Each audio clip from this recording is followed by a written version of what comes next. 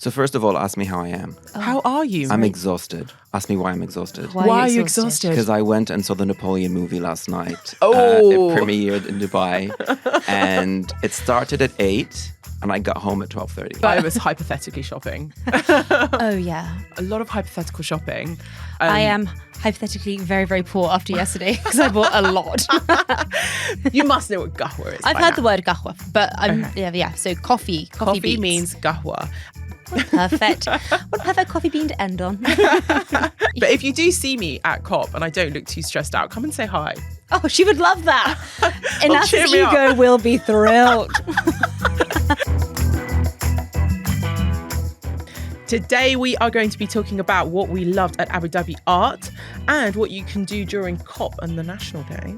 We've got some Hollywood mix-up with a bit of a promo situation, and we're going to be talking food, films and exhibitions with our man about town. Man, this is Culture Bites coming to you from the National News. I'm Enas and Farah. And I'm Farah Andrews. So let's crack straight into it. We've got Abu Dhabi Art, which is going on at the moment. It has kicked off. It's all kicking off. And it's actually, Farah and I managed to get exclusive tickets to go to the opening. Sure, yeah. It was quite busy, so I don't know if we can run that as exclusive, but that's a good thing. Lots of people there, lovely and busy. We were there on the kind of preview evening where like the kind of Abu Dhabi art community headed on down to get a nice little look and see what's happening. It's my first ever Abu Dhabi Art, and I have to say, looking at the glitterati, like people looked amazing and the art matched. It was brilliant. It was such a great event. Yeah, I was like, every year it impresses, to be honest. But this year I was just, there was such a diverse, huge selection of galleries. I believe the numbers are 90 galleries from 31 countries. So that really is like a very kind of like cultural, diverse, real cross-section of galleries that were there. And there is definitely something for everybody. So I was looking at some of the art. Really, like one of the standout people is Mohammed Ahmed Ibrahim, who's actually, his art is displayed all over the posters as well around the city at the moment. Yeah, if you're pulling up, literally when you're pulling up to Abu Dhabi Art, you're seeing his art on the road signage and then all the billboards outside. His pieces are, it's everywhere. Yeah, it's everywhere, and it kind of deserves to be. Like, I think like what I really took from it was this kind of like almost Miro Kandinsky style of shapes, which he uses in his art, but then with this really bold use of color, very 3D. He takes his art, which is like on prints, and he makes them into sculptures. So I was really excited to see his art in person, and it did not disappoint. It's fantastic. Kind of walking through the space where his work was exhibited, you're navigating sculptures, you're kind of like, and it was we were there on the preview night. It was a busy box. There was a lot of people in there with us. We weren't pushing anyone out of the way, but I was hypothetically shopping. Oh yeah, a lot of hypothetical shopping. I am hypothetically very, very poor after yesterday because I bought a lot. But it's really, really good, and it was just good to see again what I think this country does really well, which is celebrating art, which is happening. And I know last week we had Munira on the podcast and just talking about, like, you know, how that's being catapulted forward. But, you know, an Emirati artist, Sharjah based, and you really modern, playful use of colour. And, you know, you could look at a lot of the artwork there, which wasn't typically like Middle Eastern, but it was like was being celebrated, which was really great. Another person I want to talk about is the artist Hazem Hub. He has got a brand new collection of works named "Dystopia is Not a Noun." They're showing in the Tabari art space at Abu Dhabi Art, and it's a reaction to everything that's happening in Gaza at the moment. So it's a brand new work.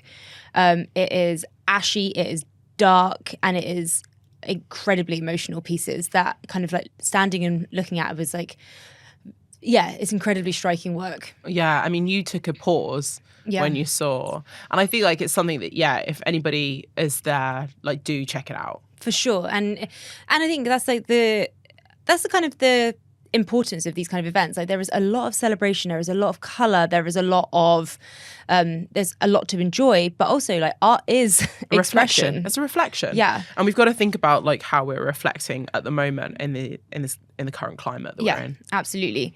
But there was kind of away from regional artists, something I really, really liked was just, like I've already said it, how global the event was. You and I were kind of pulled in by the colour at a South Korean gallery. I don't know whether we're going to be able to show this in some way, shape or form, but if you follow us on our Instagrams, like you'll definitely see that there was one piece that really caught foreign eyes art. And I think, did we corner the artist? Or did the artist corner us? we were. So we'll set the scene. It was a wall. We can all picture what a donut wall looks like, right? Yes. But they were kind of inflated donuts, ceramic, so colourful, glossy. Yeah, they were so appetizing. Like my little magpie eye was like, what is that? I like the kind of pop art, the colour. Yeah. And then we were just taking it in, and then we were introduced to the artist there and then. The artist is called Jae Young Kim, and he was so passionate and like nice to talk to about his work. Lovely. And it's one of those things where, you know, again, bringing people together. He's a Korean artist. He's come here to Abu Dhabi to display his work. Yeah. And he's just enthusiastic as well to be in the country and to be talking about his glossy, cheerful. I think he actually said to us that he really wants joyfulness to come from his art. And I think a wall of donuts is joyful. He used the term spark joy, and it sparked joy for us both. We left with pep in our step from that. So yeah, if you do get to see it, have a look. It's really intricately painted, glossy donuts which are cover a wall, but they're really quite pop art. And like I got the sense of like a little bit of that Andy Warhol like color combos going on. Absolutely. And pop art is exactly where we are with it, and I loved it. Yeah, no, he was really great, and he was great to talk to. And that's another thing that's cool, is you're walking around these places and the people who you can bump into could be the artists themselves. Yeah.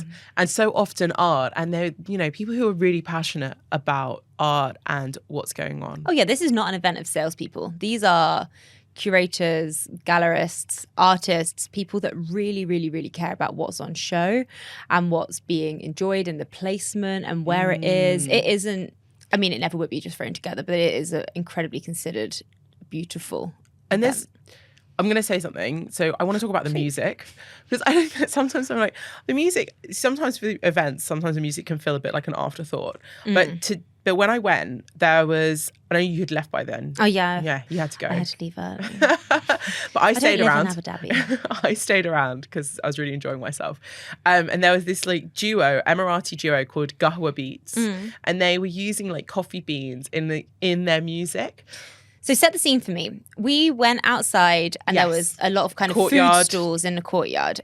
And there was a stage. Is that the stage where this was? Yes. Right. So people will go, to get there, you have to go all the way through the art fair. You have to, so you're enjoying your art, and then you get out and there's a bit of a vibe, right? Yeah. So apparently last year, that's where the entrance was. So a few people were a bit like, whoa, we have to go around the other way.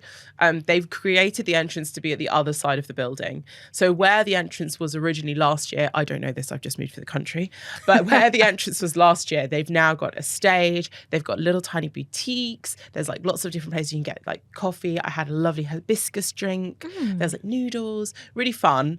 And there was a stage, and there were these two Emirati artists, and they were kind of like, I was like, Gahwa beats, what's that going to be like? And actually they were using like the traditional grinding methods of your coffee bean. And they kind of do a dig dig sound. So for non-Arabic speakers, what does gahwa mean? Oh, gahwa means coffee. Yeah. Oh, yeah. Just making sure that everyone knows. Yeah, I always forget that. You must know what gahwa is. I've heard the word gahwa, but yeah. So coffee beats. Means gahwa. And if you think about gahwa, coffee, it comes from Arabic. We have got, yeah. It comes from Arabic. So the origins of coffee are from the Yemen. So it's actually always been in this region. So everybody else who's enjoying coffee, you can thank the Middle East. You're welcome. What a perfect coffee bean to end on. But yeah, so Gahwa Beats, I'm going to check them out on Spotify. And there's more going on. We've got a jam-packed show. Go for it, Farah. Right. Big news from us. So this is like something you have spoken about briefly before. You've told me about the fact that, you know, the UAE National Day, big celebrations. It's but like, huge. really, what can I expect? This is going to be my first ever National Day. Right. So National Day is a celebration of it is just a celebration of the UAE. And also, incredibly significantly, it's a celebration of how much has happened in the UAE in 52 years. This is the 52nd National Day. And so what are you going to see over National? So we typically get a long weekend, but that might not happen this year. So let's play that one safe. Yeah. And because National Day is falling on a weekend. Yeah. And we will see the Emirati flag everywhere. You've already seen it, right? I'm already seeing it. So my children are at school and they are obviously doing something for National Day. And my daughter needed a flag dress. Oh, So I bought her a little flag dress. I love it. And she really likes it. It's also, I sent a photo to my dad, who only recognised the colours of the Jordanian flag. My dad is Jordanian. I had to explain it was the UAE flag. No, she's not. This isn't Jordanian National Day. It's not Jordanian National Day, Dad. But what the other things that happen? So there are always like flybys from the Arab. Nice. Are they called aerobatics? I don't know. Small planes with colourful smoke. And you're going to see, Beautiful. green, red, black smoke. Amazing. UAE flag in the sky. They also do like hearts and different shapes. It's very fun to watch. And you'll see the cars. This is the big one. This is the big ticket item. Okay. Emiratis, but also Non-Emirati. residents, Yeah. decorate their cars with images of key UAE sheikhs, and it is just a big celebration of the UAE and the ruling families. Yeah. And you'll see camels and landscapes so they go on like the back window of everyone's big Pajero 4x4s. Patrols. And it's I need to get amazing. And there's like flags that come out windows. There's a lot of like the kind of driving parades, and everyone is just celebrating Emirati and the UAE. In Abu Dhabi, there's going to be fireworks. I believe there aren't going to be fireworks in Dubai, but there will be lots of different light shows and these kind of amazing events to kind of enjoy over the weekend. That's going to be great. And it's also going to be exactly the same time as COP. Yes. So COP28 is coming to the UAE, which is actually a reason why we're going to pause the show slightly. Not everybody in this room works on Culture Bites. We actually do have to do a lot of work around COP28. It's going to be a really busy time for journalists. So apologies for all of our amazing fans. So we're taking a couple of weeks off. We're going to take a couple of weeks off while we cover COP28. So there's going to be loads on the national website about what's going on. All of the world leaders are pretty much going to be here, and it's going to be a really, really busy time.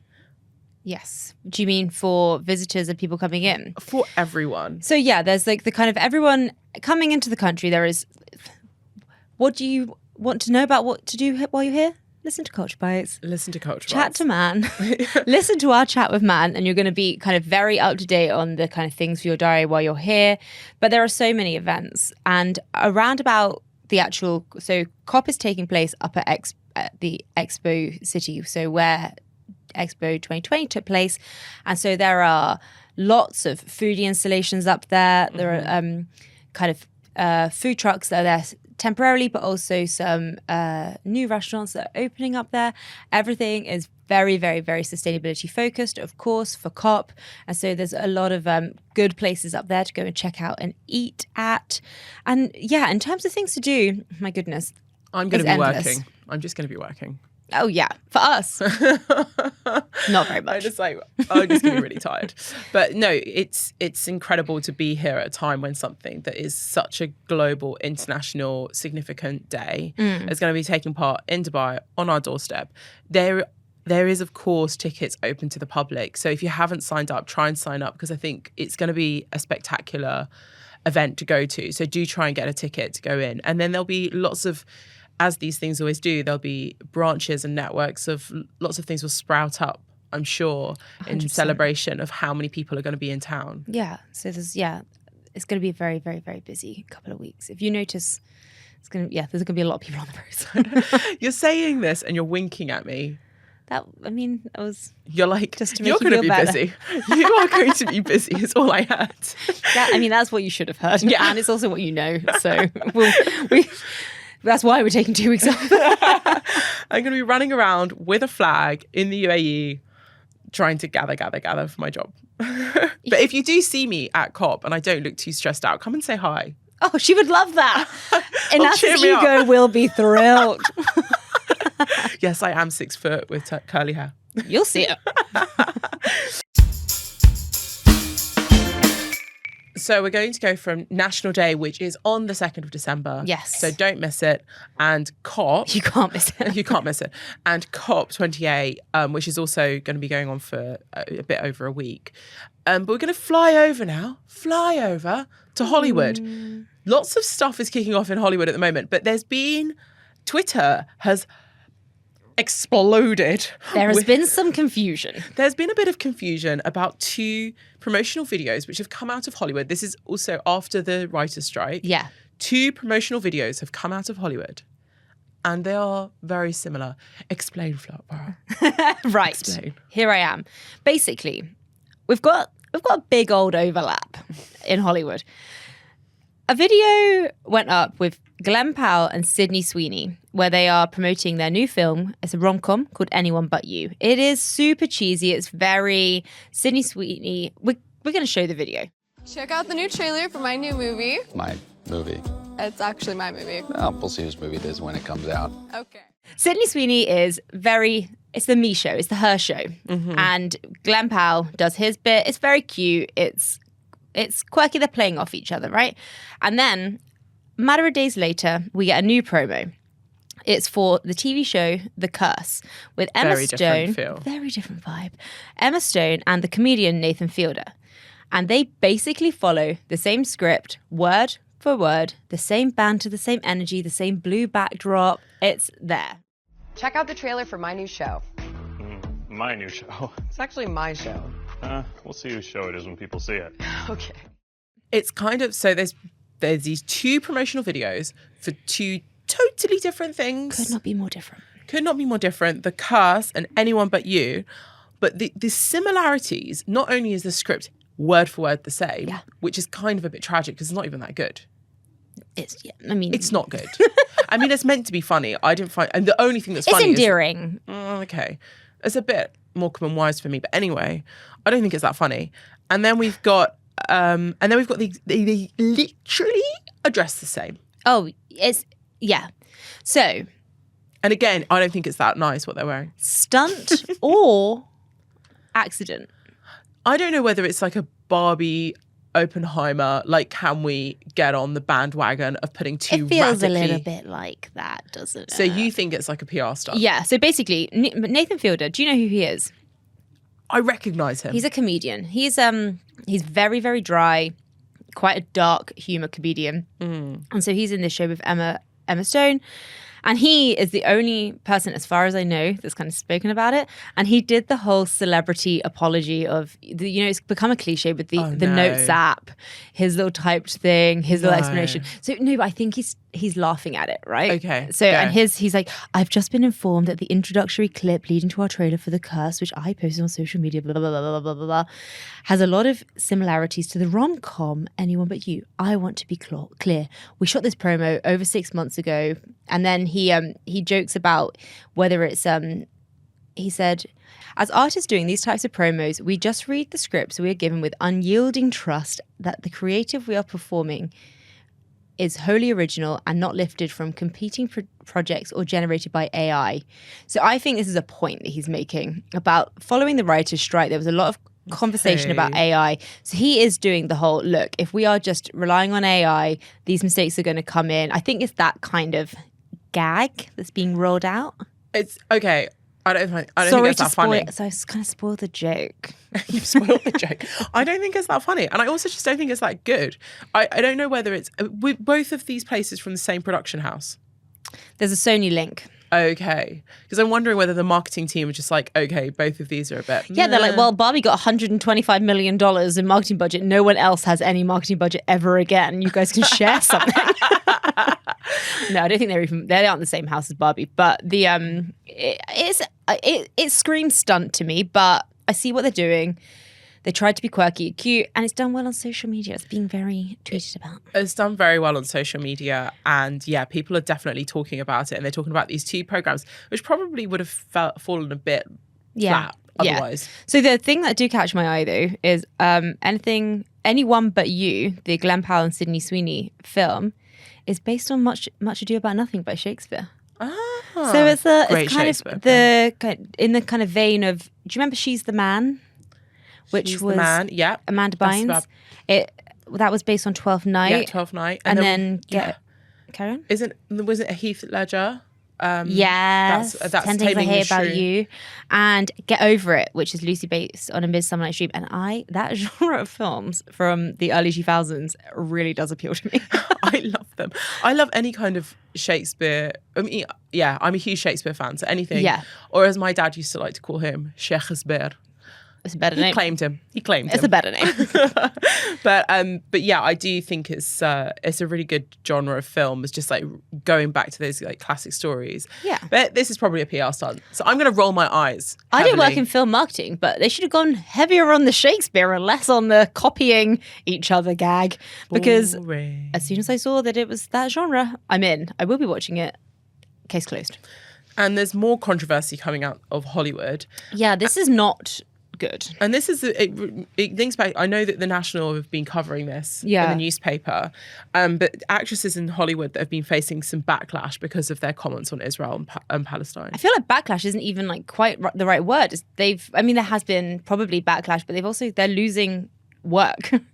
So Susan Sarandon and the actress Melissa Barrera have both spoken in support of Palestine and spoken out against what's happening in Gaza, and kind of used their public platforms to speak. And Susan Sarandon has been dropped by her talent agency UTA For her words. Well, it's one of these things. It's never been, as I haven't seen a kind of direct.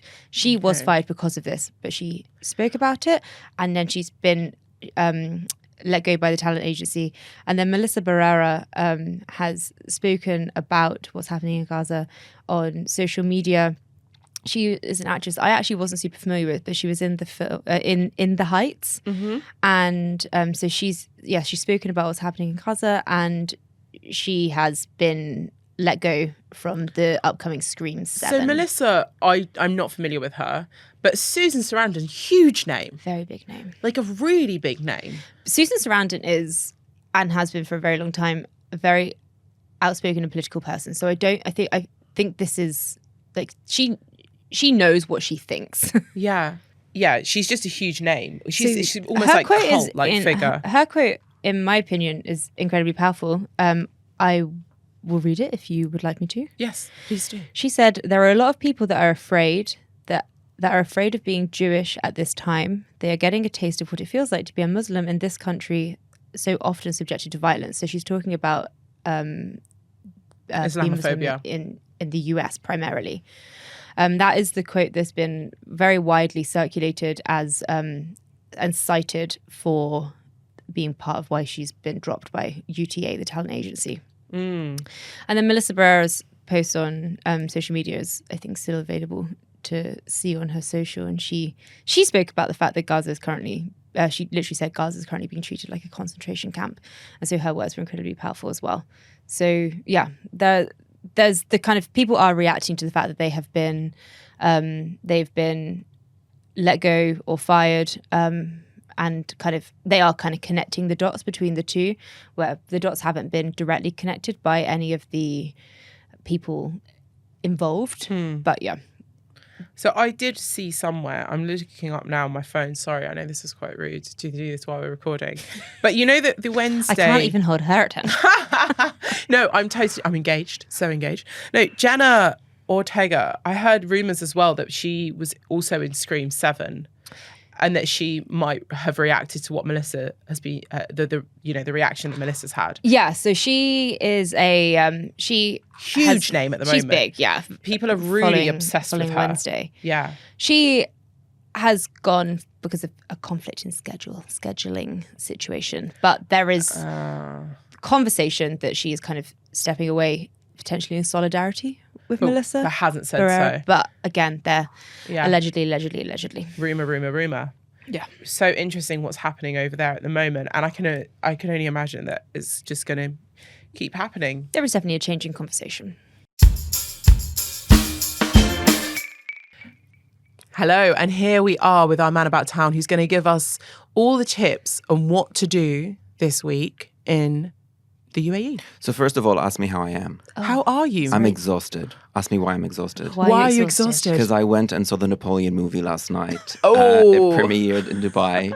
And it started at 8 and I got home at 12:30. Wow. So Are you a bed by 10 kind of guy? I'm a bed by 10:30, 10, 11. I like my bed. It's a good place. I want to sleep. I'm a big fan of mine. Same. Yeah. Favorite place in the house. I like to get like my 8 hours. I like to wake up early. Aren't all we that. meant to be speaking about the film? Yeah, sorry. So back to the film about an egomaniac. It is Seamless. listen, it is a Ridley Scott, historic biopic of Napoleon. We all know Napoleon. Now, with movies, I can forgive bad costumes or like bad lighting or bad music or cinematography, but today, like you can't have stuff can't be bad if it's a Ridley Scott movie. Like you have the budget, it's great. So what I cannot forgive is like a story that makes no sense, Ooh. or a story that's way too long. It was 2 hours and 38 minutes. Like for this day and age, for like a young millennial, that's a long time not to like look at my phone, grab a drink, like tap the screen to see how long is left. You can't do that in the cinema, So it How was. many times did you check your watch? I don't have a watch. I'm Okay, cool. so- So I put my phone. I don't have a watch. I'm cool. I usually check my phone, but I have my I phone. like my bed. I don't have a watch. I told you I'm like a very cool young millennial. Are you really the person who should be coming in and telling us what's hip and Yeah, happening? because Yeah. he's billed himself 3 times now as a really cool young millennial. Maybe that movie influenced me like to be like an egomaniac like Napoleon. You've come in with a different vibe today. Maybe I Ask me think how I am. It's the lack of sleep. When I have a lack of sleep, I kind of go crazy. But back to the movie. Yes. It's beautiful to look at. It's great music, wonderful costumes, wonderful cinematography. But this is a very like hot take. But like Joaquin Phoenix, like he's a great actor, right? Fantastic actor. That is Right. a unanimous agreement. But in this movie, he was just like a grumpy little annoyed man the whole time. But is that not what Napoleon is? Well, this is the thing. Like, I don't think so because I researched and I wasn't getting that vibe from the research. So Okay. I felt like his interpretation was a little bit off to me. So- It felt a bit like he was giving Kanye West, like eccentric child, but like a bit like eccentric out 'cause they were there. out there, and it felt like he. But did it feel like forced It felt eccentricity? that's it. It felt really forced, and it kind of the story was trying to balance between like his battles and his war, which there were plenty of, and his like his love for his wife Josephine. They had this like intense toxic love affair, and so those two things just weren't matched properly. They were kind of happening in parallel to each other, Okay. and so it felt like it was two movies in one, right? Like him off conquering the world, and then him at home trying to figure out like what's going on with his wife who's cheating on him all the time. So it was just very two different. I'm like, he's such a big guy. Like focus on one thing. Yeah. Focus on one part. That would have been more interesting as opposed to try to cram everything into But do 2 you hours. think though that if you focused on one part, it would give this kind of maybe that's what Ridley Scott. I haven't seen the film. Yeah. But maybe that's what he's trying to say is that he was a multi-dimensional, like sporadic character. So sure, this guy was like dealing with war, but also he did have a wife at home who was cheating on him. So that is like, Yeah, do that, but do that in a Netflix series where you have like an hour, fair. as opposed to makes try and a point. cram everything to 2 hours and 38 minutes. 2 hours and 38 minutes. Yeah. when 2 we were hours and talking about 38 this before, you said you were only going to review it if it's really bad or really good. Yeah, and to me, it wasn't really bad, Okay. but it wasn't really good either. It was like on that line where I'm like, oh, it could have been better, it could have been worse. So like, I've just said everything I had to say about it. you know? Okay. Is that it? That's it. The music was cool. Oh, you know who's cool in it? Rupert Everett. I like I Rupert love Rupert Everett. Everett. Yeah. He has like prosthetics and stuff, so he doesn't look exactly like himself. Hmm. But I recognize that voice. All I've seen from the trailers is quite dark. Yeah, very like, atmospheric. Very atmospheric. I personally, Magpie, love color. It just doesn't draw me in. It's not very appealing to me. No, I mean it. I posted about this saying that it looks like a Vivienne Westwood like backdrop. Not even her actual collection. Yeah. It's Very the English backdrop. Moors. Exactly. And you know what was really annoying? Is that everybody there had British accents. If they were French or if they were English, that's fine. But then Joaquin Phoenix had like a hardcore American accent. So I was like, this is taking me out of the story. Like, why do you're Napoleon? Like, either all of you have American accents or all of you have English accents or all of you have like fake French accents. Like, you know, it just felt a bit weird. People are getting a bit like chilled about their whole accent game in films. Not really, because I always noticed that it's a personal ick of mine. Like, what's his name? We're learning so much about Man today. What's that movie, Dangerous Liaisons, with with you know the Michelle guy. Pfeiffer? No, wait. yeah, the main guy. Main guy. Everybody loves him. Quiz. I'm not even trying. Anyway, the main guy there, he's like a big time actor. His name just escapes me, lack of sleep. He has an American accent the whole time. Everybody has a British accent. Kevin Costner in Robin Williams starts off with with a British accent, then switches to an American accent. That's in Robin Hood. in Robin Hood. Yeah, not famous. Robin Williams. There's Yeah. also Dick Van Dyke as well. Oh yeah. Oh my God, Mary But that Poppins. wasn't Mary so. Poppins. That isn't so much of a him just committing to an bad American accent. accent. That's just like a Really, not really great. bad English. I don't want to one. speak badly of Dick Van Dyke. What No. a great guy. But He is a great guy. But you know what's crazy is that the remake of Mary Poppins with Manuel Miranda. Lin-Manuel Miranda. He also has like a weird. It's like they made it part of the character. Yeah. This guy just has a non-English. He's a English chimney accent. sweep. Knock, knock. Core blimey. Yeah, I'm not even gonna try. Don't. No. Just don't. So moving away from that movie, what else is happening? So things that calm us. There's a great exhibition happening right now at ICD Brookfield, which is the building next to the Arts Club in DIFC. Yep. It In is an Dubai. exhibition. Beg your pardon? In Dubai. In Dubai, yes, in Dubai. Yes. There's an exhibition of a Kuwaiti artist called Munira Al-Qadri, and she's a really interesting artist that I've covered for a while, and I got to meet her on the opening. So she is really interested in the environment and sustainability and climate change. And when you first walk in to the space, you see these huge floating, like, colorful shapes up in the high ceiling. Like, they're huge. They're like colossal. Wow. They look like what do you call it in Thanksgiving when they have the floating? like Parade? the parade, the balloon Yes, parade. It looks like big balloon parades, and they're very colorful. Floats, yeah. And then down at the gallery space, there's these like it looks like you're going into a flower field. It's these big iron steel like flower-like shapes, and the floaties on the top and the steel flowery things at the bottom. These are all like important Yeah, art these are art words, terms. Yeah. terms, yeah, Yeah. thingies and floaties. You know, when we're making art relatable, Yeah, okay? accessible to the masses. You're making it accessible. Like, I understand what you're talking about. I can picture it, and I haven't pictured it. So all of them have this like sheen. You know when you look at oil and it has that kind of rainbow-like gloss? Yeah, okay. So they all have this rainbow-like gloss which kind of combines them. So what she's doing is that she's looking at oil and the effects of oil on the environment, but in a kind of a aesthetically pleasing way. So these flowers, when you see them, they're very intricately patterned. They look like snowflakes. You know when you zoom into snowflakes? And she was influenced by the huge cables that go into the ground that suck up oil from the ground.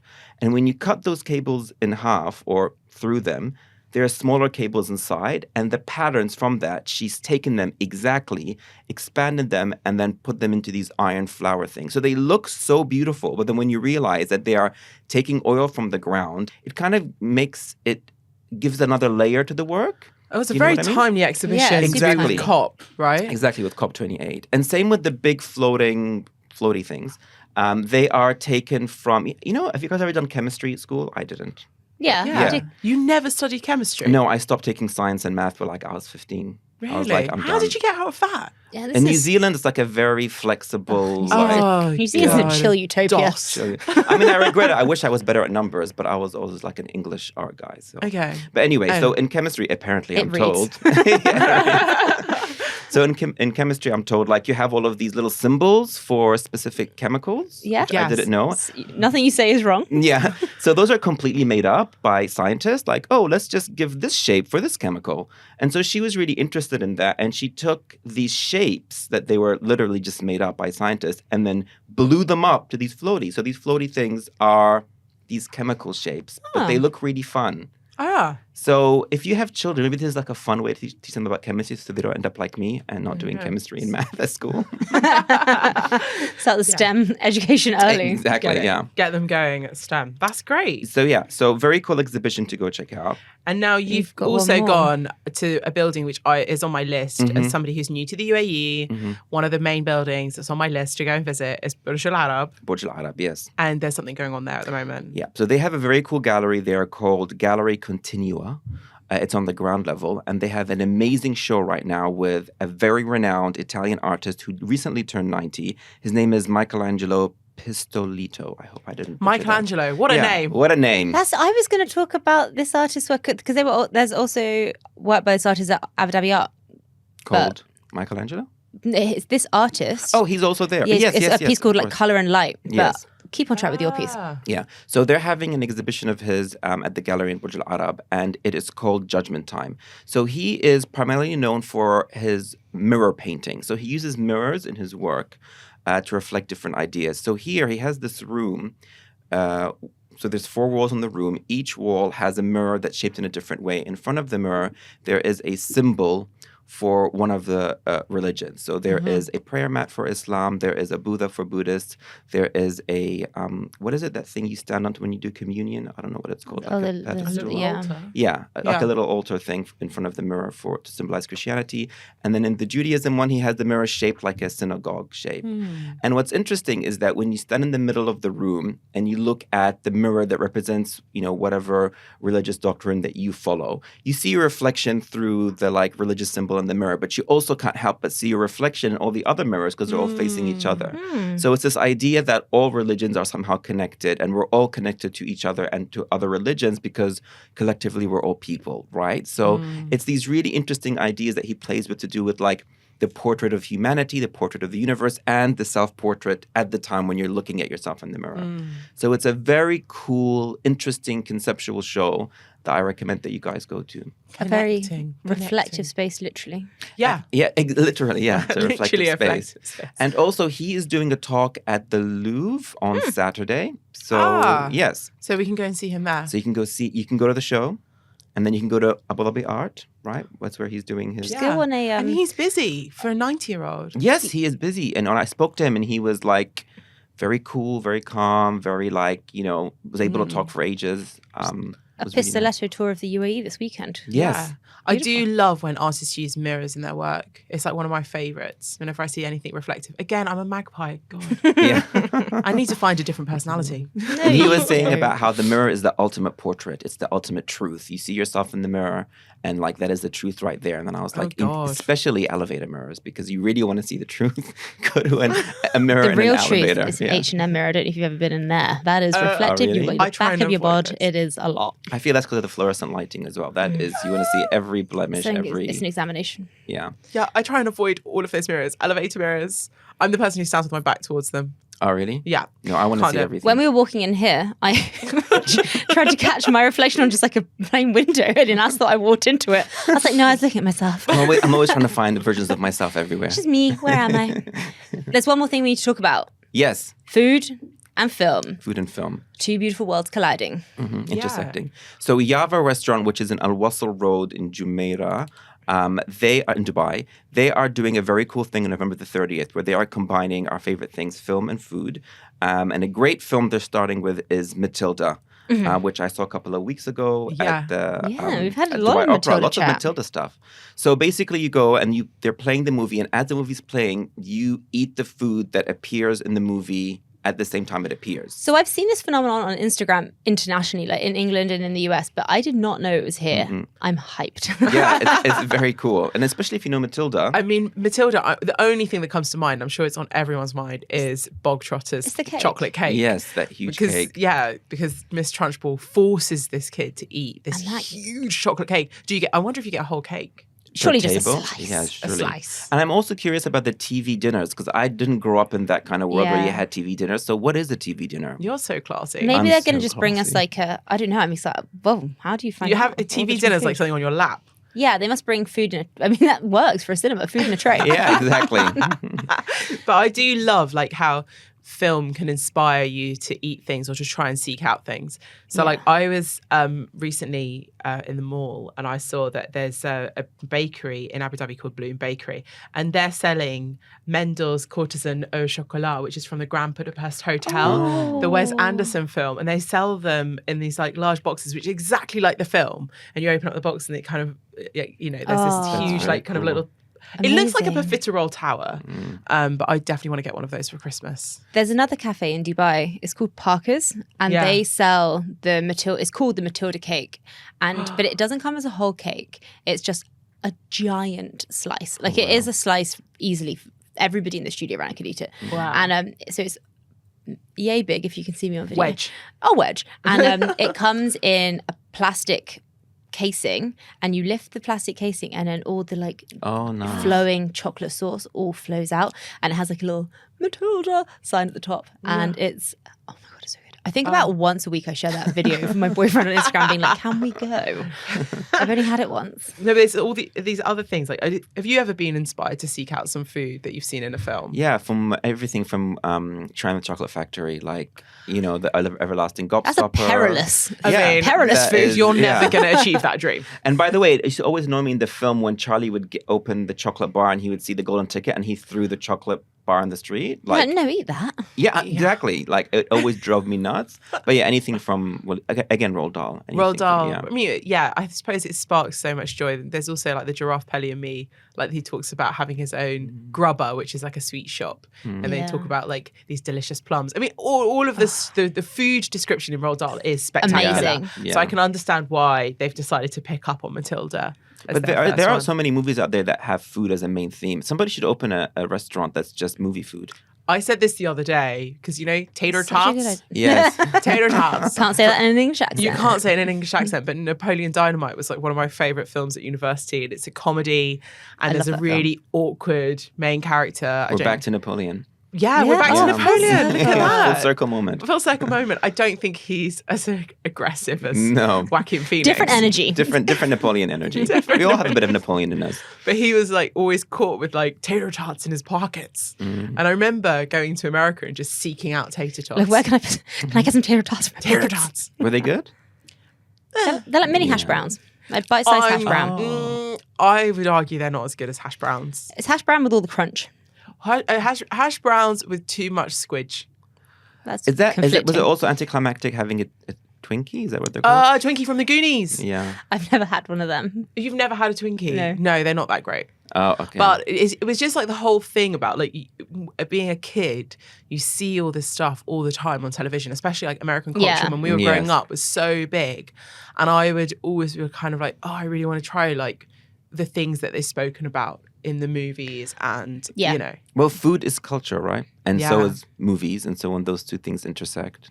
Yeah, It's exactly. like, And I had to seek out tater tots and Twinkies. For your pocket. Oh, well, this brings us to the end of episode 10. Thank you so much if you've been listening to us and have been enjoying Culture Bites. We are taking a little break, like we mentioned earlier in the show, but that's it for today. And thanks for listening. And if you have liked this episode, please follow and subscribe on your favourite podcasting app. Bye. Bye.